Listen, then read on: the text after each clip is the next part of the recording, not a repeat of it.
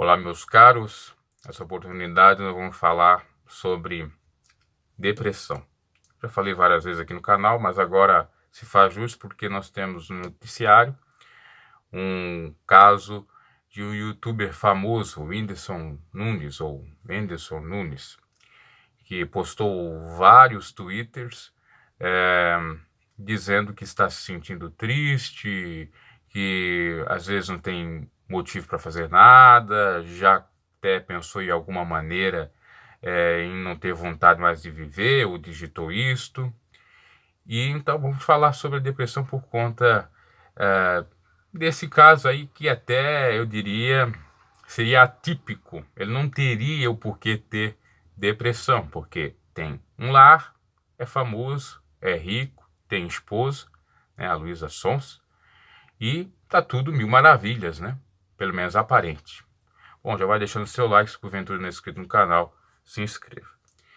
Isso, de acordo com a psicologia ou psiquiatria, seria a depressão atípica ou sorridente, que o sujeito não transparece que esteja passando por pensamentos negativos ou depressivos. O sujeito tem uma vida normal, tem trabalho, tem esposa, tem dinheiro, tem tudo. Não tem do que se queixar. E, do nada, tem pensamentos assim. Pensamentos que realmente não faria jus ao que ele faz. E essa talvez seria a depressão mais grave, porque às vezes a pessoa se esconde, né, e não passa o que ela está passando, né, ou seja, no sentido de não externar, e pode culminar num suicídio, uma fatalidade.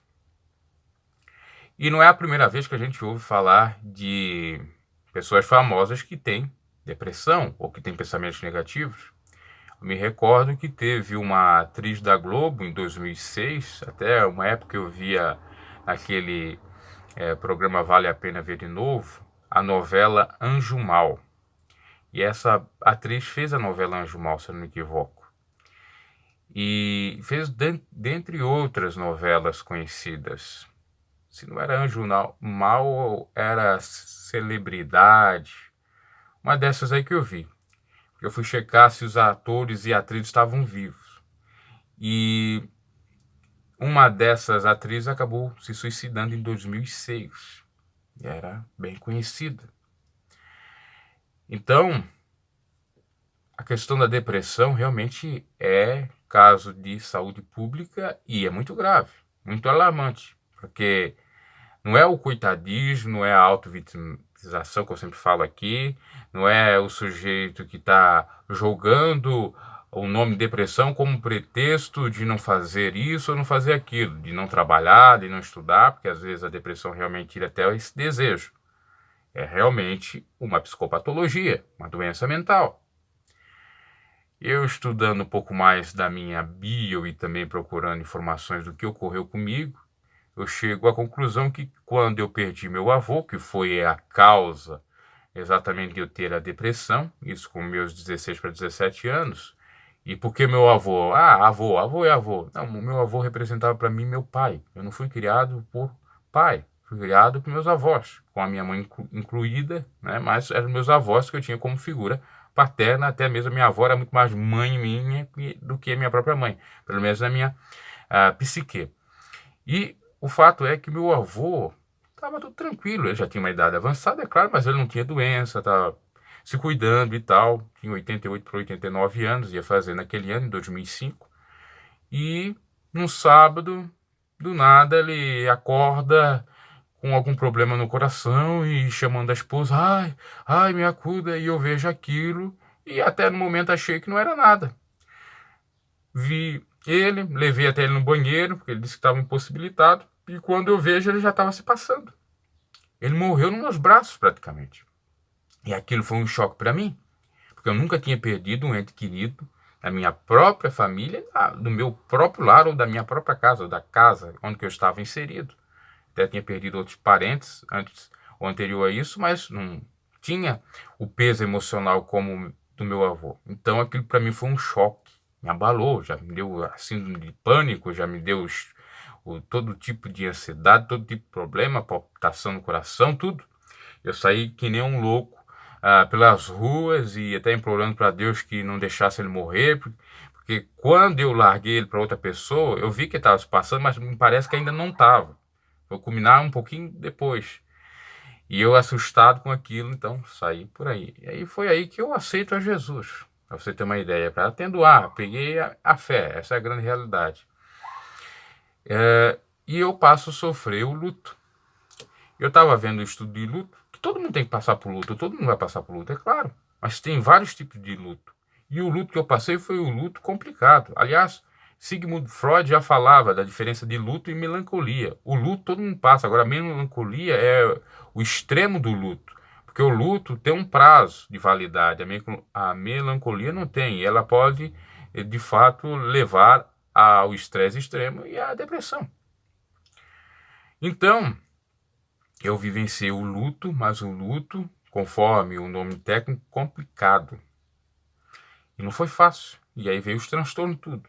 Tanatofobia, medo da morte, veio a síndrome de pânico, veio isso, mais aquilo. Diferente dessa depressão aí do Whindersson Nunes, que é uma mera tristeza, que a gente até não pode considerar a priori como depressão, que seria talvez uma espécie de estresse dele, tá? Porque a depressão é algo muito mais grave. Não quer dizer que ele já não esteja encaminhando para esse tipo de depressão, né? Porque também a gente não sabe, e existe sim essa depressão atípica, mas com relação ao meu caso é muito mais grave, né? E até porque também eu não tinha estabilidade econômica na época, profissional, um montoeira de coisas pairavam na minha mente, começou a pairar, né? Agora é o fim de tudo, agora como é que vai ser a minha vida, meu futuro e tal, tudo isso. E a partir de então eu comecei a sofrer muito, né? Os primeiros anos após o falecimento dele não foram fáceis. Eu chorava copiosamente, eu não podia tocar em nada que me lembrasse ele, que já entrava em pânico, não poderia ver caixões passando, né?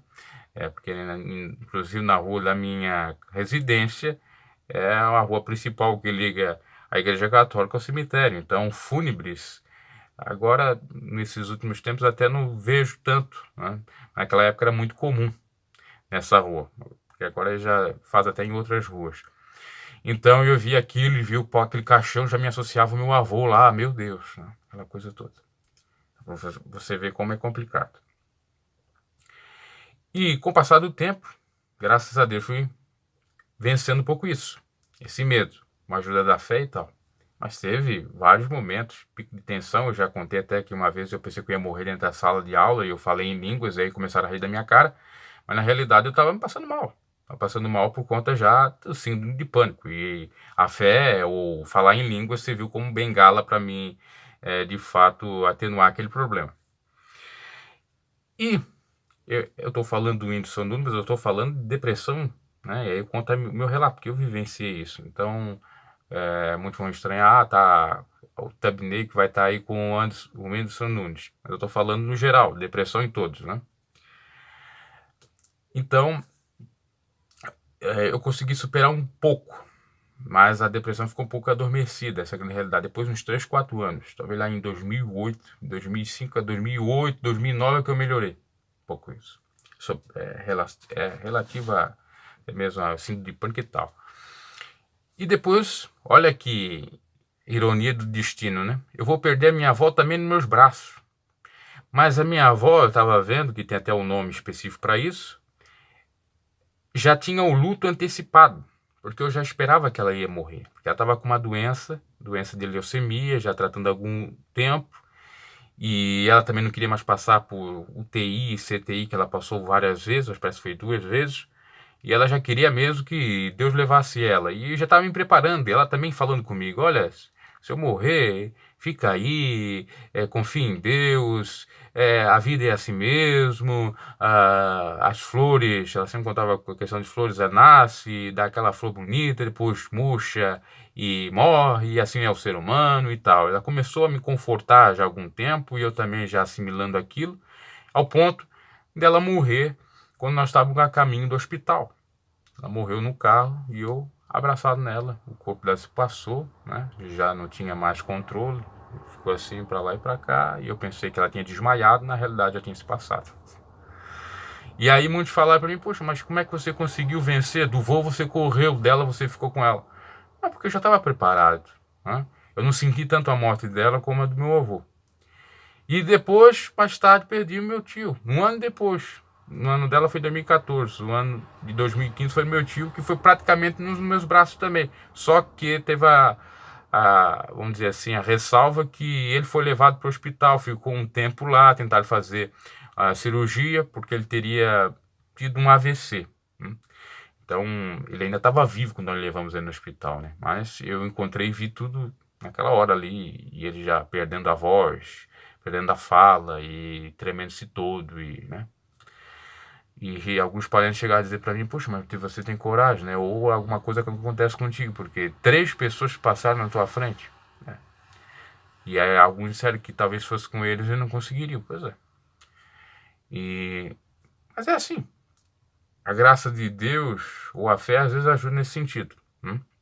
Até colocaram uns posts dizendo ali no próprio canal não é o canal, é o Twitter do Whindersson Nunes, que depressão não é falta de fé em Deus, até saiu no Morning Show lá no programa da Jovem Pan. É claro que não é falta de Deus, porque tem quantos pastores que já se suicidaram, né? E quantos cristãos que já se suicidaram. Tem vários modos de depressão, né? E depois, se a pessoa também não quiser fazer tratamento, ela vai ficar suscetível e vai chegar um dado momento que realmente ela vai falecer, né?